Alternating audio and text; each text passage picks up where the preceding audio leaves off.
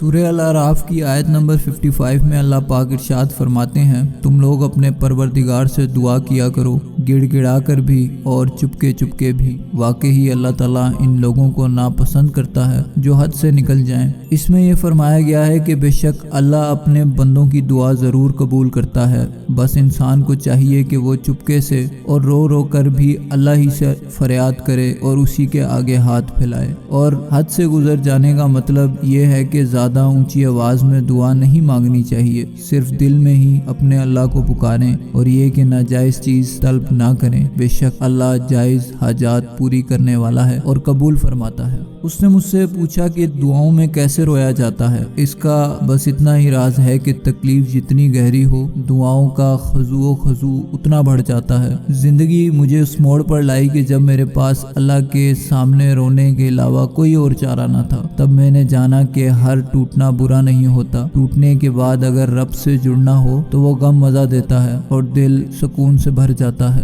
اللہ کے سپرد کرنا سیکھیں، ہر چیز کو، ہر فیصلے کو۔ جب آپ جائیں نماز پر بیٹھے ہیں تو بھرے دل کو خالی کر کے اٹھا کریں، ہر چیز اللہ کو سونپ کر اٹھا کریں، کیونکہ ہر کام اس کی رضا سے ہوتا ہے۔ تو پھر مستقبل کی فکر کیسی؟ نصیب لکھنے والے کو نصیب کا نگہبان رہنے دیں اور اس کے فیصلوں پر سر جھکا کر اطمینان سے چلتے رہیں، وہ سب ٹھیک کر دے گا۔ جو رب اتنے بڑے آسمان کو بغیر ستونوں کے کھڑا کر سکتا ہے، وہ مشکل حالات میں اکیلے بندے کو بھی کھڑا کر سکتا ہے۔ بس یقین ہونا چاہیے کہ میرا رب مجھے بھی تھام لے گا، گرنے نہیں دے گا۔ ان تاریکیوں میں روشنیوں کی کرن ضرور دکھائے گا۔ واحد رب کی ذات ہے جو انسان کا یقین اور مان نہیں توڑتی، وہ ہے تو سب ہے، ورنہ زندگی میں سکون کا تصور ہی کب ہے۔ اور پھر اگر تم یہ یقین رکھتے ہو کہ میرا اللہ مجھے مایوس نہیں کرے گا تو بے فکر رہو، وہ مخلص دلوں کو نوازتا ہے، وہ بھولا نہیں ہے تمہارے طویل سجدوں کی کیفیت کو، تمہاری دعائیں سنی جا چکی ہیں، تمہارے صبر کا صلہ لکھا جا چکا ہے۔ اب تمہیں تمہارے یقین کے معجزے دکھائے جائیں گے تاکہ تم جان سکو کہ مخلص دل اختتام میں جیت جایا کرتے ہیں اور تقدیریں اللہ کے ایک اشارے پر بدل دیا جایا کرتی ہیں۔ ہم اللہ سے بہت جلد مایوس ہو جاتے ہیں، ہم یہ سوچتے ہیں کہ اللہ ہماری دعا نہیں سنتا، لیکن ایسا بالکل نہیں ہے، بلکہ وہ ہمارے صبر کا امتحان ہوتا ہے اور ہم گر جاتے ہیں۔ اللہ چاہتا ہے کہ ہم صبر کا دامن نہ چھوڑیں اور اس پر کامل یقین کریں، اس کے فیصلوں پر راضی رہیں۔ اگر دعا پوری نہ ہو تو مایوسی کو پاس بھی نہ بھٹکنے دیں، اور شاید اللہ اس سے بھی اچھی چیز سے نواز دے گا جو تم چاہتے ہو۔ بے شک اللہ راز کو جانتا ہے اور وہ ہماری دعائیں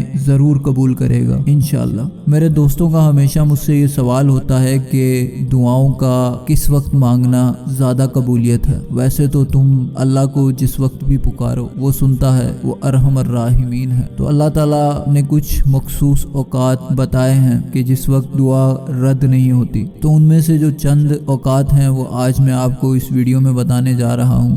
جب بھی کبھی آپ مسجد جائیں تو اذان سے کچھ دیر پہلے چلے جایا کریں، کیونکہ اذان اور اقامت کے درمیان کا جو وقت ہوتا ہے اس میں اللہ کوئی دعا رد نہیں کرتا۔ اس کے بعد تہجد کی دعائیں تو ہوتی ہی لاڈلی ہیں کہ جس کا وقت اتنا مفید ہے، تو سوچو وہ دعائیں کس قدر طاقت رکھتی ہوں گی۔ جن دعاؤں کو سننے اللہ تہجد میں خود آسمان پر آتا ہے اور آواز دیتا ہے کہ ہے کوئی مجھ سے مانگنے والا میں اسے عطا کر دوں، ہے کوئی مجھ سے بخشش مانگنے والا میں اسے معاف کر دوں، تو پھر تم تہجد پڑھا کرو۔ تہجد کی دعائیں بہت لاڈلی ہوتی ہیں، لیکن جب تک تم فرض ادا نہیں کرو گے تو تمہاری تہجد کسی کام کی نہیں ہے۔ پہلے فرض کے پابند بنو، پھر وہ تمہیں تہجد تک لے آئے گا۔ اور یاد رکھو کہ جو کہانی تہجد تک پہنچ جاتی ہے وہ پھر ادھوری نہیں رہتی، پھر اللہ نواز دیتا ہے۔ پھر جب تم دعا کے لیے ہاتھ اٹھاتے ہو تو کائنات کی سبھی طاقتیں متحد ہو جاتی ہیں، کون اس کے گرد طواف کرتا ہے اور تمہاری دعائیں قبول کر لی جاتی ہیں۔ پھر تو دنیا کا سب سے بڑا احساس اور خوبصورت احساس یہی ہے کہ تم اپنی آنکھوں سے اپنی دعاؤں کو قبول ہوتا ہوا دیکھو۔ معجزوں کے منتظر لوگ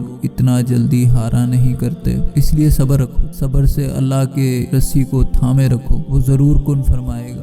جب سفر تمہاری چاہت کا ہے تو ضرور راستہ اس کی چاہت کا ہوگا، اور پھر ایک دن نواز دیا جائے گا تمہیں، پھر لوٹا دی جائیں گی ادھوری محبتیں بھی، پھر وقت بدل دیا جائے گا اور خوشیاں تمہارے منتظر ہوں گی۔ بے فکر ہو جاؤ، اللہ کو بتایا ہے نا، اللہ سے مانگا ہے نا، وہ ارحم الراحمین ہے، اور جب بھی اللہ سے مانگا کرو تو لازمی اس کے 3 اسم اعظم سے اسے آواز دیا کرو۔ سب سے پہلے یا اللہ یا ارحم الراحمین، پھر یا اللہ یا رحمان یا رحیم، اور پھر یا اللہ یا حی یا قیوم۔ اس سے تمہاری دعائیں رد نہیں ہوگی، کبھی رد نہیں ہوگی، اور مسلمان اور مومن کی دعا کبھی رد نہیں ہوتی، وہ ضرور قبول ہوتی ہیں۔ اور اللہ سے جب مانگا ہے تم نے تو مانگ کس سے رہے ہو؟ جو رب العرش العظیم ہے، جو ایک نظام کے تحت تمہارے جسم میں خون کو گردش کروا رہا ہے، جو اس پوری کائنات کو ایک حساب سے چلا رہا ہے، کیسے تمہاری دعائیں نہیں سنے گا؟ وہ واقف ہے ہر تمہارے درد سے، وہ واقف ہے تمہارے